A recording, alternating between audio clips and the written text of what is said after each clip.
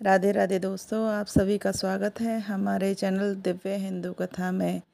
चलिए आज सुनते हैं कामिका एकादशी की कथा।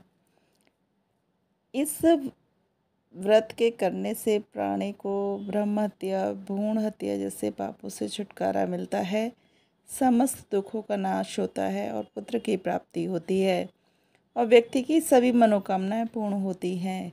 इस व्रत को करने से महापुण्य का फल प्राप्त होता है और जो व्रत करता है उसको वैकुंठ में स्थान मिलता है।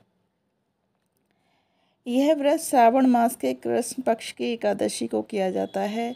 इस दिन प्रातःकाल स्नान से निवृत्त होकर पूर्व की ओर मुख करके श्रद्धा भक्ति से बैठकर शंख चक्र गदाधारी भगवान विष्णु को पंचामृत से स्नान कराएं। प्रतिमा को आसन पर रखकर चंदन का तिलक लगाएं। फिर विधि अनुसार गंध पुष्प दीप नैवेद्य से भगवान विष्णु का पूजन करें। रोली कपूर दीपक से आरती उतारें। भोग में पंचमेवा या मिष्ठान रखें। भक्तों में प्रसाद बांटें। 5 ब्राह्मणों को भोजन कराकर दान दक्षिणा दें। पूरा दिन सात्विक ढंग से भगवान के चिंतन में बिताएं। दिन में एक बार फलाहार करें और भजन कीर्तन करते हुए ही दिन गुजारें। दूसरे दिन व्रत का पारण करें। इस व्रत की कथा का उल्लेख इस प्रकार है। एक बार सुदीप मुनि से धर्मराज युधिष्ठिर ने पूछा, हे मुनिवर, सभी प्रकार के पापों कष्ट और दुखों को दूर करने वाली और संसार के समस्त सुख ऐश्वर्य पुत्र आदि की मनोकामनाएं पूर्ण करने वाली कामिका एकादशी की कथा बताएं।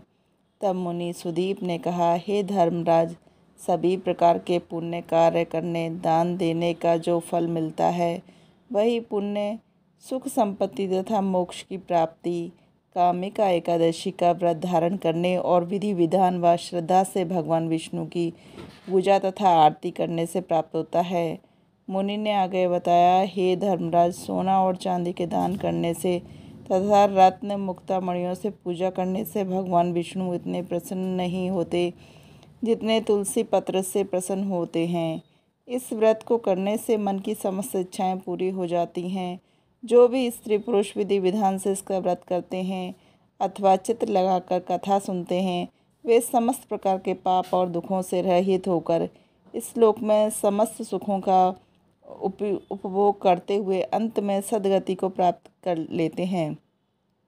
इसका नाम कामिका अथवा पवित्रा इसलिए क्यों यह पुत्रों सहित सभी सुखों को प्रदान करने वाली, सब पापों को दूर करने वाली और सद्गति देने वाली है। अतः इस एकादशी का व्रत अवश्य करना चाहिए। अगर आपको ये कथा अच्छी लगी हो तो आप हमें कमेंट बॉक्स में ज़रूर बताएं और हमारे चैनल को सब्सक्राइब ज़रूर करें। राधे राधे दोस्तों।